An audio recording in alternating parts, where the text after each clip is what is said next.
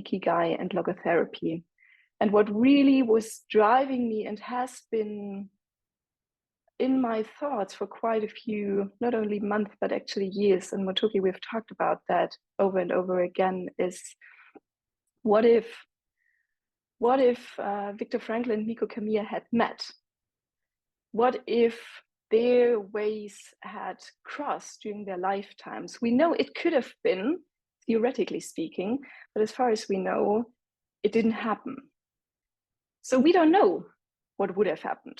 We don't know how they would have interacted, what topics they would have talked about, what thoughts they would have exchanged, maybe even what kind of collaborations they would have established. But what we can do, and what I want to start off doing today, knowing that there might be a whole journey resulting from that, is to explore connections that were just so close to being discovered during their lifetime, just so near to being connected, coming from two parts of the world, but centering around questions that not only these two outstanding personalities, Viktor Frankl and Mikko Kamiya, had, but probably all of us human beings have at some point in our lives. So I want to talk about the richness of one lifetime. What could happen and what did happen during such a lifetime, a span of roughly 90 years in which Viktor Frankl lived, but also in which time Mikko Kamiya lived. I want to talk about these two outstanding personalities that put so much heart and warmth and thought and studies into these deep questions of life. And of course, as the title indicates, I want to have a look at least three connections that I see as of today between Ikigai and Logotherapy. And I'm sure there can be more connections. There can be even a closer net being knit around that. But I think it's a good start with that. So how much could happen in a lifetime? One lifetime, many events and places. Viktor Frankl was born in 1905 in Austria, in Vienna, and spent big parts of his life there, actually also died there, while Mikko Kamiya a few years later was born in Okayama in Japan. And both of them, geographically speaking, span their ways across the world. Of course, in Europe, as for Viktor Frankl, also going through the deep and dark phase of not only World War I, but World War II. And on the other hand, Mikko Kamiya, having spent a big portion of her life in Japan, but, and that's the interesting bit, also having been to Switzerland, part of Europe, and to the United States. So already there, if we imagine a map, there could be links where they could have met at some point or the other.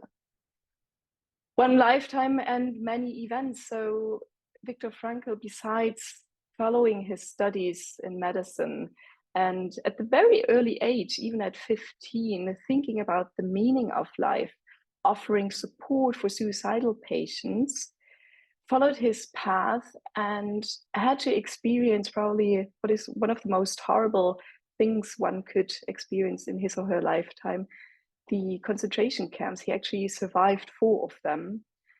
And as I will talk about later on, not only managed to survive, but actually was one of the greatest examples for all the thoughts, the ideas he had around how to approach life, how to get through life with a focus on meaning. On the other hand, we have Mikko Kamiya, who dedicated, I could say, part of her life to treating leprosy patients, to observing how they were getting through, often not so well through life, and also developing the idea that it wouldn't be enough, it couldn't be enough actually, to treat people with mere medicine only, but to have them supported with a psychotherapy that goes beyond just what their body does and includes their mind. Viktor Frankl, after the war, wrote the book Man's Search for Meaning, which actually was my starting point to hear of him, to get into touch with logotherapy.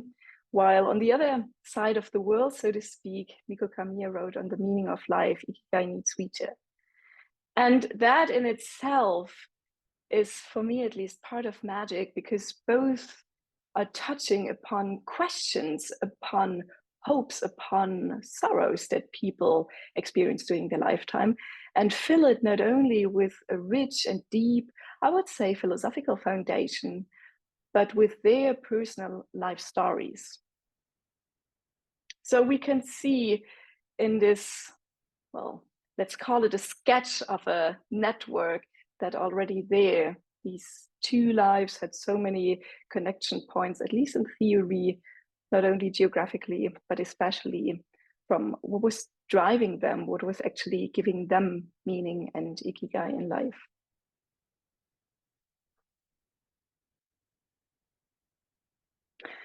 So given the personal experiences, and as I mentioned before, observations of great suffering from other people, they pondered questions and they followed up on questions like, what gives people hope in face of hardships?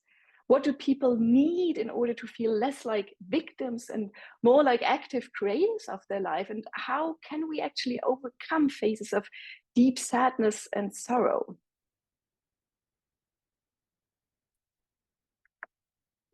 So as I mentioned before, Viktor Frankl was born 1905, and just a few years later, Mikko Kamiya was born. So already from those numbers, we can see theoretically there would have been a chance that they met also during their adult years, but they didn't.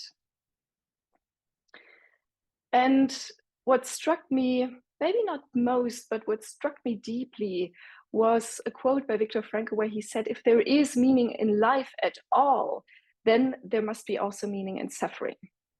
And it struck me because, especially today, so many of us, influenced by society, by media, are striving for the good, the positive, the empowering parts. And there's nothing bad to that. But I do have the feeling that sometimes we overlook that suffering is part of life, whether we like it or not. And suffering can have many different forms. Suffering can be to need to wake up very early to hold a talk. It could also be to suffer from some disease, some illness. It could also be to lose someone whom we were very close to. So suffering has all these dimensions, but we need to state, and I think Viktor Frankl is a very good reminder through his work, that suffering is part of life. And there is so much more to life. So on suffering, we can see, and this is a kind of sneak preview of what I will deepen throughout my talk, that there are already different dimensions, different applications where the work of Viktor Frankl and Mikko Kamiya, where their two lifetimes, their life stories actually overlap. So one point is the attitude. Both of them, and I think we can be pretty sure about that, consider suffering as part of life. So that's a given fact. And nevertheless, or just because of that, life can be especially worth living. So there is no contradiction here. It's actually because it is part of life, there's so much more and so much more beauty in life itself. When we talk about suffering, we can definitely state that both of them were challenged to, I would say, apply their approaches, their thoughts around life to their own life when they themselves experienced severe hardships, experienced the loss of a very beloved person, in the case of Mikko Kamiya, societal challenges, and also on Viktor Frankl's side, the survival of concentration camps. And what I think is interesting is not only that they had these thoughts, that they developed their approaches and unfortunately so deeply needed to apply them. And maybe this wasn't just bad luck for us, but actually a rich kind of source that we can draw from today. But they integrated it in a way that today gives us the opportunity to dive deeper, to learn about it, to become aware that there's more to, for example, treatment of patients with just medications, that there's more to life than just the good things, that there's more that we can find meaning in than just the seemingly good things in life. So who was Viktor Frankl? He was an Austrian neurologist and psychiatrist. As I mentioned before, from a very early age on, he treated suicidal patients, and he actually survived 4 concentration camps, by the way, losing most of his friends and family during that time. He is the founder of what is called logotherapy and existential analysis. And just a side note, because I'm asked pretty often, logotherapy is not the same as logopedagogy, I think you would say in English, because logotherapy comes from the word logos, which means meaning and also language, and is to be translated as meaning-centered psychotherapy. And as mentioned before, Viktor Frankl was the author of Man's Search for Meaning. So what I find interesting is that Viktor Frankl often and often again stated the point that we shouldn't ask what the meaning of our life is, but that we must recognize what it is. So through that, he already has a standpoint where we as human beings are in the position to act responsibly, to look for what is actually providing meaning to us. So as he says in this quote, in a word, each meaning is questions by life. And he can only answer to life by answering for his own life. To life, he can only respond by being responsible. And that becomes very clear in the later part of his life, that goes beyond being just a survivor of concentration camps, that goes beyond being an academic. Viktor Frankl, some might know that, others might not, had a real big passion for mountain climbing despite his fear of height. So he went through that process over and over again, overcoming his fear, because he was just so into being in nature, climbing mountains, enjoying the view. He was twice a husband. He lost his first wife during World War II, and then later on married again.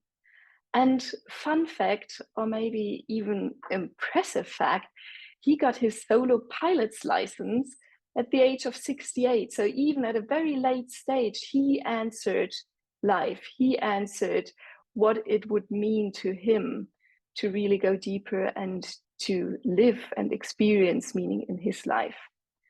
And that is something that a lot of people who maybe read about Viktor Frankl or have heard about him don't know. And it is something that I think is really important, because to me, it's a sign that he could transform actually what he had experienced into a way of living that was focused on experiencing, finding meaning in his life and finding it in so many different ways.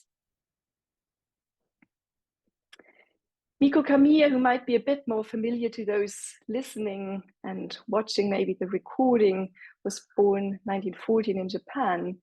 And she struggled, and I think I can say succeeded at some point in finding meaning after the loss of the love of her life. She was dedicated to treating leprosy patients. She was, in a later stage of her life, a medical doctor. That's also a similarity to Viktor Frankl. And as probably all of us here know, she was the author of On the Meaning of Life. And in a kind of similar manner, she says, a person who is most likely to feel a sense of Ikigai is convinced of their need to live, is clearly aware of their goal of self-preservation, and is fully committed to that goal. To me, there are already connections in between their approach to life, in their approach to find and seek meaning. So she says, in other words, a person who has a personal mission in his or her life that he or she proactively pursues, experiences Ikigai at the highest level. And here, there might be a little focus on the word proactively pursues, not sitting at home waiting for something to happen, but proactively going out there, facing challenges, taking up life in itself. And she also was more than what many people might know about her. She was very well educated, spoke different languages, and put a lot of work dedication into translations of Marcus Aurelius, Michel Foucault, Virginia Woolf, which is in itself amazing. She was wife and mother of 2 children, and writing, which she found out late in life, but had always kind of had the idea, was her personal Ikigai. So after we got to know maybe a little bit more about these 2 personalities, about Viktor Frankl and Miko Kamiya, of course, we want to have a look at connections between Ikigai and logotherapy. I want to point out 3 of them, and I'm well aware this might be only the start to go deeper, to find more dots to be connected, and to see more connections. So I think one very important connection, one very important overlap also being depicted in their attitude to life is that meaning and Ikigai are not the one big thing in life. I'm working as a therapist, and often clients, sometimes friends, ask me, so Nina, this whole thing about finding meaning in life, is it this really big thing I have to find this one single most important thing? And it's not. I think meaning as well as Ikigai, if we read Viktor Frankl, if we read Miko Kamiya, means that they both describe things, people, moments that make life worth living. And it can be as simple as this morning listening to the birds outside and feeling a bit of sunshine on my face. And it could also be the scent of freshly brewed coffee. And it could also be meeting like-minded people, being in touch with them, or being out in nature listening to music. So it would be interesting, I think, to ponder how the 2 of them would have discussed this question. What is it then that provides meaning? What is it then that leads to our personal Ikigai? What is super interesting to me is that Miko Kamiya knew of Viktor Frankl. So there's this beautiful quote where she says there are 2 ways to use the word Ikigai.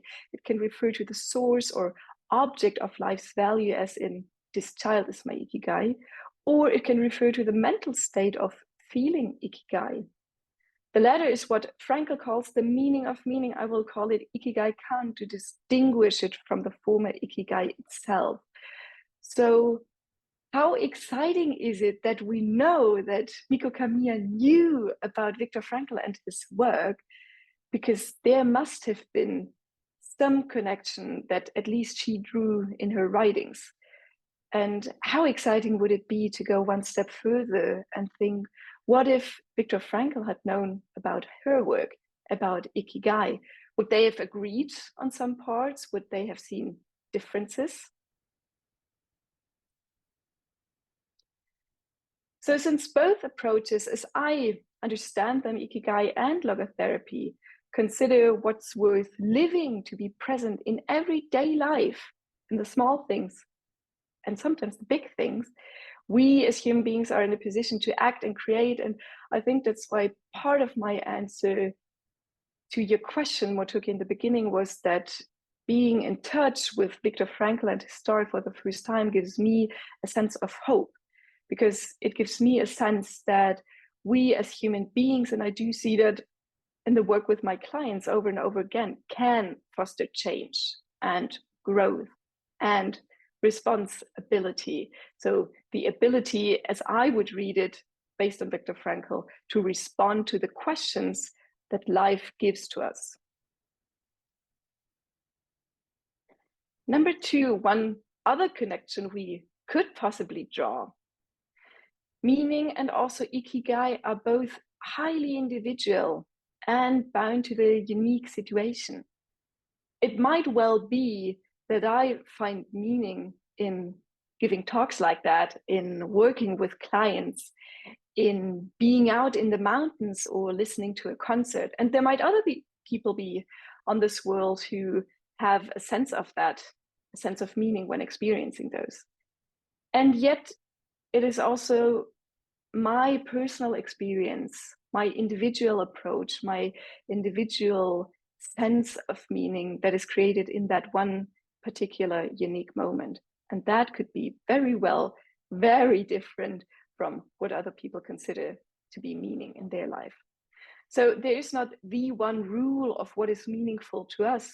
There might be things that provide meaning to a lot of people, but at the very end, our Ikigai, what actually gives meaning to us, is completely unique, is completely individual. And with a quote by Viktor Frankl, where he says, every day, every hour, therefore, waits with a new meaning. And for each person, there is another meaning. Thus, there is a meaning for that one. And for each one, there is a particular meaning. Gives me hope again. Because it doesn't mean that we have to agree on something. It doesn't mean that we all have to jump into this one train of thoughts, of feelings, of experiences. But it means that each and every moment anew, I can decide what is important to me and how to experience, how to find meaning. And this might not be easy. Just as a side note here, it's not something that comes easy to us. Actually, Viktor Frankl always said we have to really fight to find meaning. We really have to get into trouble sometimes with life, so to speak, to find answers to all these questions that life is asking from us. So I'm pondering, as Ikigai and meaning are individual and bound to the situation, we can be hopeful. How rich, and that's what both of them, Viktor Frankl and Mikko Kamiya, through their life stories and through what they have left for us, are clearly expressing how rich is our life if every moment gives us a new opportunity to decide who we want to have been in the future. Every moment over and over again. So things in the past we cannot change, but things today, decisions today, experiences, we do have an influence. And that is what really gives me hope.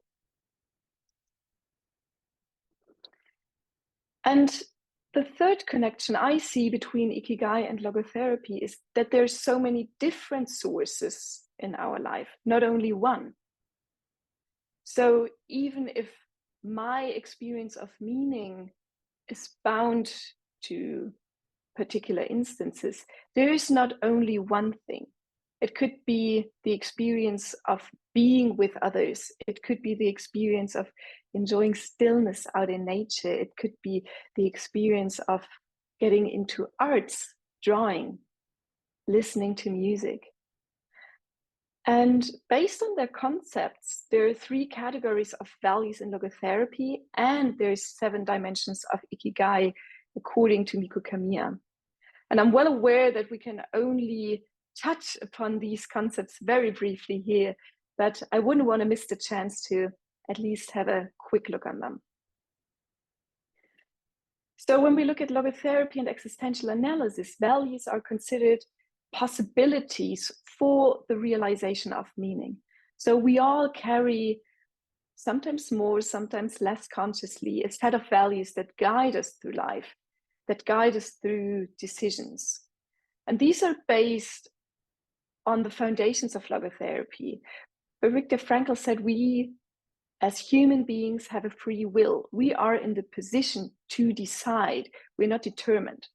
And I'm well aware this could be a whole philosophical discussion in itself, but that's one of the foundations he put out there. He also said that we as human beings have a will to meaning. So we are striving to experience meaning in our life. And thirdly, he was convinced, and I think that is pretty credible after all he has lived through, that there is meaning of life. It might not be visible, it might not be right there to grasp in that moment, but there is meaning in life if we are willing to find it. And from these foundations, he said there are different categories of values, creative values, where we really get into the process of creating something, of doing something, like a project, a painting, even baking or cooking. Then there are experiential values, being out in nature, listening to music, being immersed into a piece of art. So really the experience it is that provides meaning to us. And last but not least, attitudinal values, because there are situations in life, and here we close the circle back to suffering, where we can't change what is happening to us, but where we always have the freedom to change our attitude to life.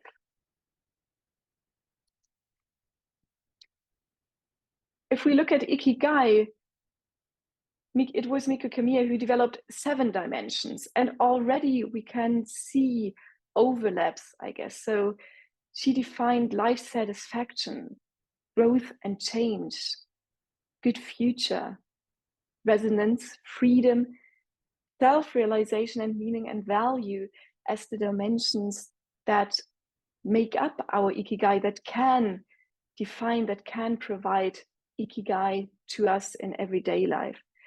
And without diving deeper into all of them, because we could easily and could kind of draw the net a bit more tight and see even more dots connected, I want to have a look at the aspect of freedom. Because according to Ikigai and Logotherapy, one of the 4 sources and even foundations for meaning in life is freedom. That was a central aspect in both approaches as I read them, as I understand them. So on one hand side, if we look at Miko Kamiya's work, she says it is about individual choices, is about my choice to have a personal mission that I proactively pursue, which then can give me Ikigai at the highest level. And in a similar way, as I find, Viktor Frankl said, freedom always comes with responsibility, the ability to respond. And they are the same coin, they are 2 sides of the same coin. So that's actually what makes us human, to be free, to be able to decide, to make a free choice, and to have the responsibility to do so.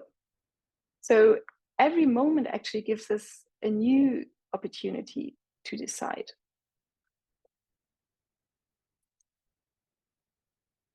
So let's try to wrap it up, leaving enough space to come back in the future and further explore more connections, more dots that were laid out during their lifetime. I think what we can more or less agree on, and if not so, please do pose your questions and come back with comments, is their fundamental attitude to life that suffering is part of life. It's not something we want to avoid or not have, but it's a vital part of life. Vital because from there so many sources of Ikigai and meaning can actually derive. Yet, and maybe because of the fact that suffering is part of life, we as humans can discover even more, even deeper what's worth living. Both Viktor Frankl and Miko Kamiya said that Ikigai kan and meaning is found in doing and being, is found in our everyday lives, not out there somewhere in the abstract big thing of life, but in our very specific and concrete everyday life. And it's always unique. It's unique to the situation. It's unique to the person who is experiencing it. And last but not least, it's our freedom to make a choice every single moment. And this is what I mentioned before, what gives me hope, because this is providing an outlook on life where we can, as very active creators, influence our life and seek meaning. So I think the first dots are connected. There might be many more to come. And this is an invitation to everyone into the field to explore even more connections. Thank you so much. And I hope everyone who sees this and is on the call here, and I see also applause. Thank you so much for, this. I think there's a brilliance in such a short time to dive into logotherapy, into Viktor Frankl's life, into Ikigai and Mieko Kamiya's life. That is amazing. And I was just recognizing when I introduced you, because I think you have many sources of Ikigai, I missed out one. That is that you have a passion for arts as well. Not only seeing arts, maybe I know that you like to see arts, and Munich is a great place, and also you are into other places, of course, but you do your own art. And what I found really beautiful is you connect that to meaning and more. So if someone wants to follow you on, let's say, Instagram or LinkedIn, we can see that what we had just as an experience in your presentation, sometimes you put that in art. And that is really beautiful. And I think your presentation was truly artful as well and beautiful. And maybe, I don't know, maybe art is something, has to do with imagination and creativity. And sometimes people say it's connecting the dots. And I think you did this beautifully and opened the door for many further discussions. Because as you mentioned, you just stepped a little bit into one of the 7 dimensions of Mieko Kamiya. And so if anyone is saying, oh, I love to do a follow-up seminar, I think the topic of freedom, we could do one weekend, and on resonance and on, self-actualization and, everything. So thank you so much. I invite everyone, to come up with questions, of course. I think I have one question. When I was listening to you, I was getting out some books, and maybe this is a sign that your presentation was just stimulating a lot. So one is the biography of A Woman with Demons about Mieko Kamiya, and one is I'm really happy to have a lot of German sources about Viktor Frankl, and let's say the master student who is now a scholar herself, of course, Elisabeth Lucas, and I was thinking of the time later in their lives. So I found it so amazing. When I think of Viktor Frankl, of course, I think about 4 concentration camps. And I mean, this incredible time, which we don't have sometimes words for, And Mieko Kamiya had the same, she was, I think when we read about her, she was also surrounded by a lot of questions, doubts, and maybe some darkness. But later on, she founded family. And there's also this, when she was getting not too old, but she was having severe injuries and she was sick, but she seemed to be really happy with her family, with her kids visiting her, and with her writings. And also with Viktor Frankl, we see these later pictures of him climbing again, having lectures all around the world. I have this funny picture where he meets the Pope, and he got married again. I mean, what do you think about these, incredible human beings who went to such suffering, and then we also have these pictures of them flourishing? For me, it's hard to imagine. What do you think about that? I mean, that is not a clear question, maybe, but I always have to think we focus sometimes about this, incredible time where they had severe sufferings, of course, but then also not to forget about where they could go from that point. What do you think? First of all, I'm just deeply impressed by both of their life stories, with all the ups and especially with the downs that then were followed by ups again. So there's, I could say, deep admiration for both of them, how they handled and lived their life with everything they were challenged to do and not to do, maybe. And then I think both of them and their beautiful existence are great examples of how suffering is part of life, and there's so much more. So there is suffering, there will always be suffering. Both of them experienced very, I would even say, traumatic experiences. And both of them discovered that spark, or maybe many sparks within them, that would provide meaning beyond these experiences of suffering. so what I draw from them, revisiting, by the way, their stories, their writings over and over again, is hope and strength and courage to, on the one hand side, accept suffering, face it, go through it, be challenged, not trying to avoid it or not to look at it, no matter how big or small suffering may be.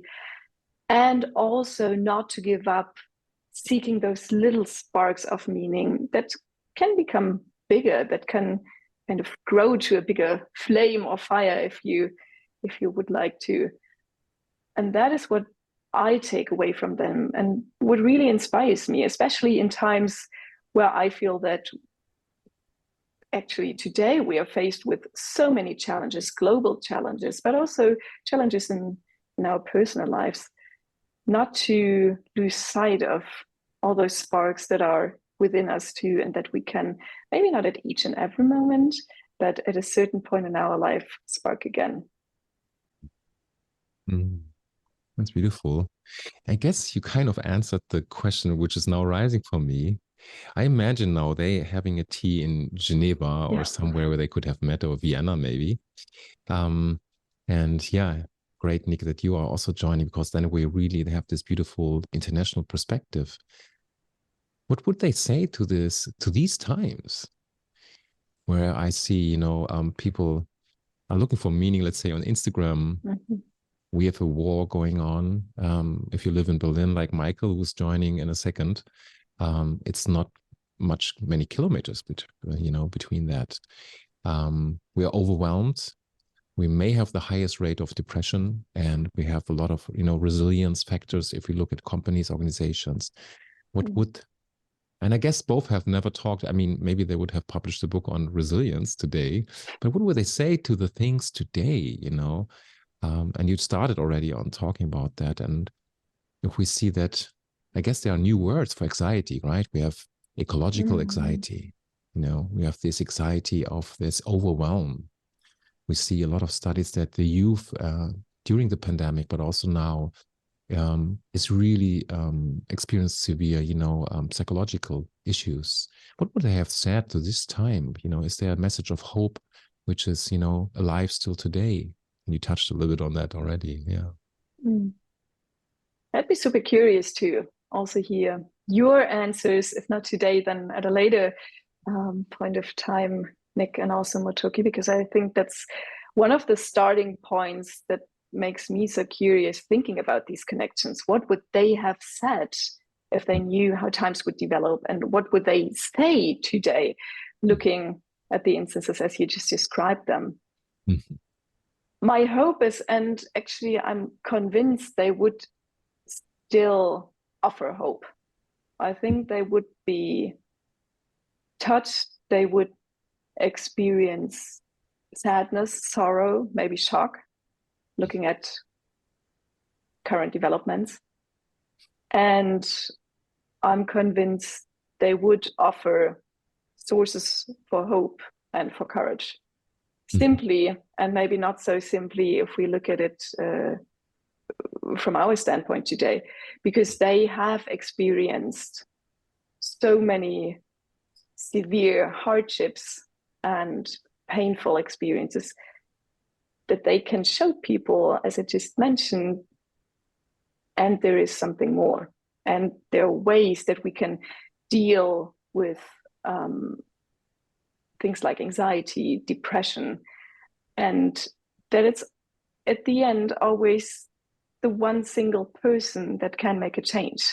That is something that I find very interesting to read in both their works, how we as a human being can make a change, not trying to rely only on groups or society, but be empowered by what is driving us and by ways to find and experience meaning, our Ikigai.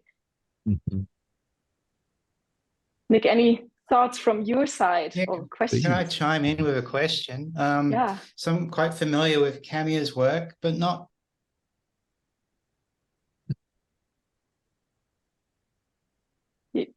You're muted. Sorry, I'm a bit flaky. I accidentally clicked my mouse again. Sorry. So yeah, we know that for Camia, writing was extremely important.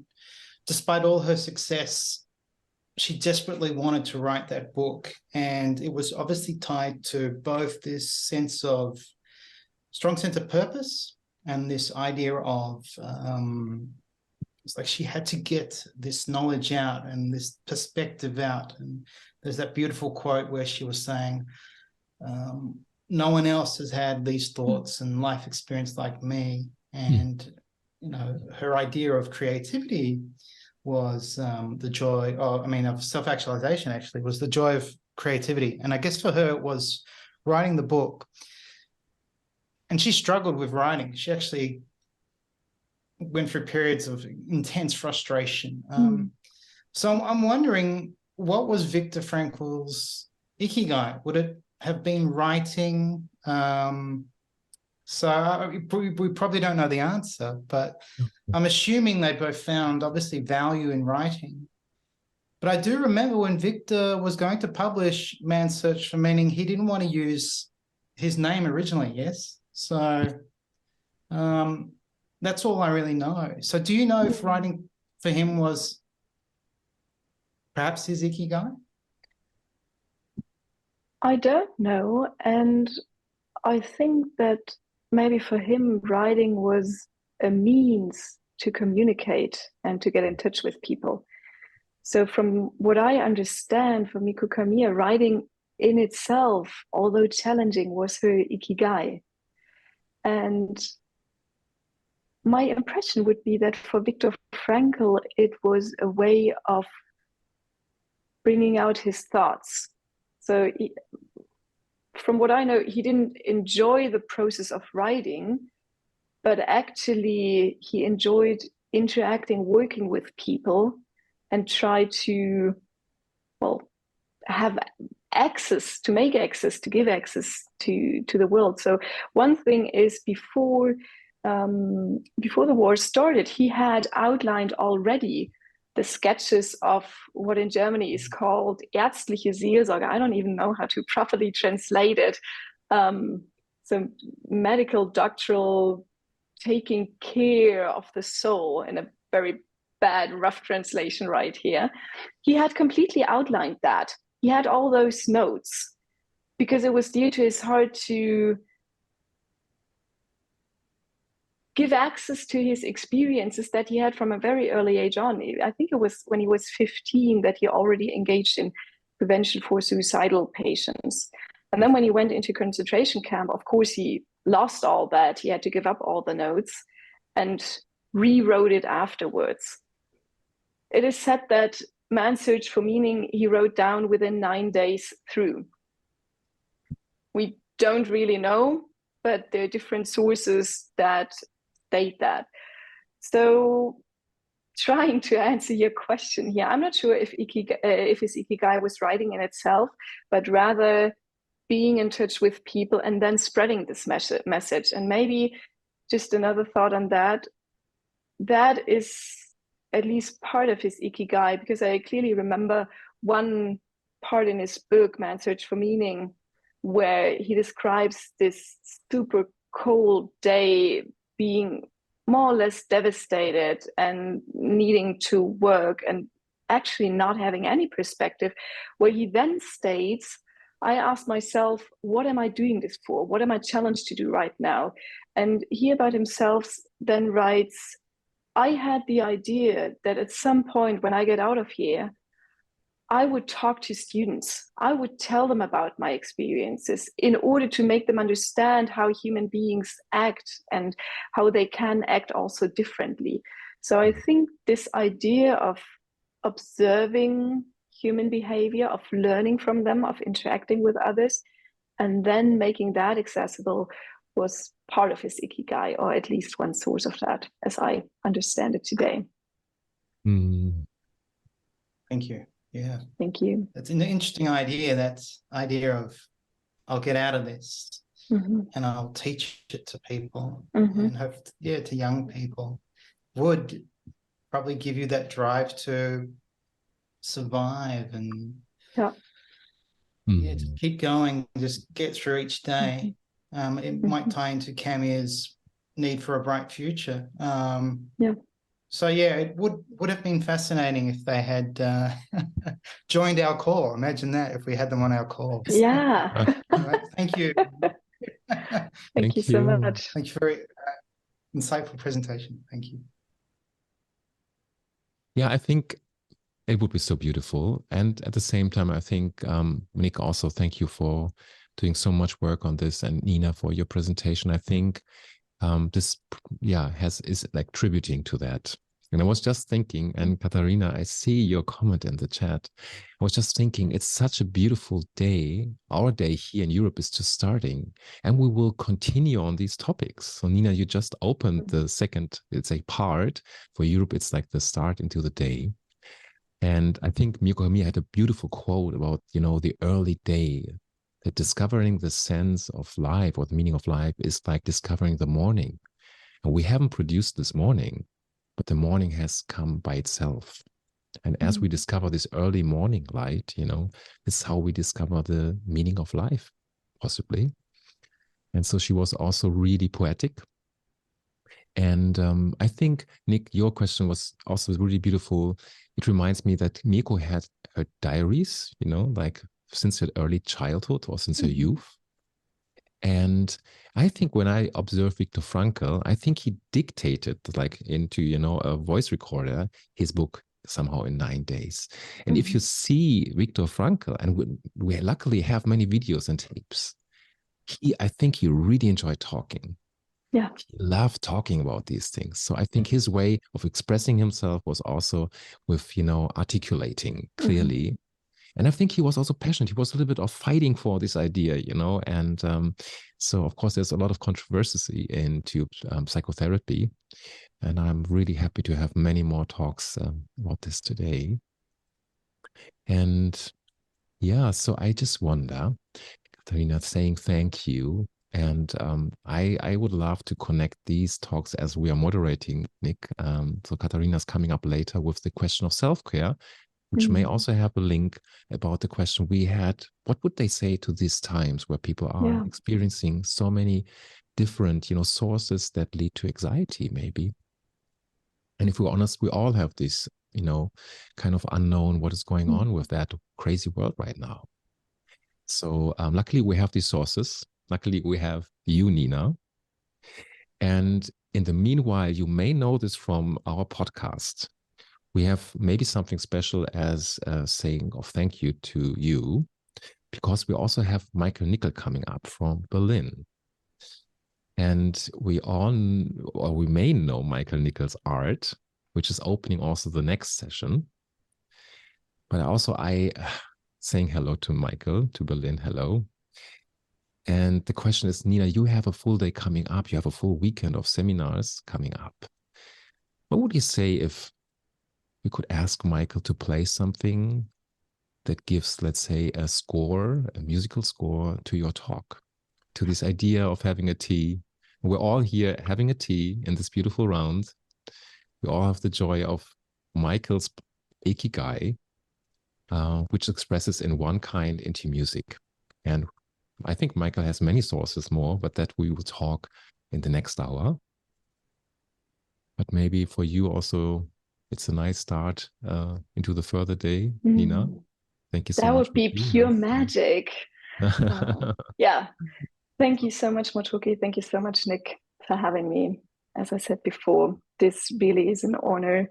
And I'm curious to see how this Ikigai Summit can lay out the foundation for further dots to be connected, not only between Viktor Frankl and Miko Kamiya, but between all these disciplines that we've touched upon, self-care, AI, and everything else that is coming up. So thanks for taking the initiative and making this possible, bringing it to life. And I'm very happy that I can still be here for a little moment and listen to Michael. And it's always a joy, not only to work with you, Michael, but to hear you play here and listen to your magic. Thank you so much.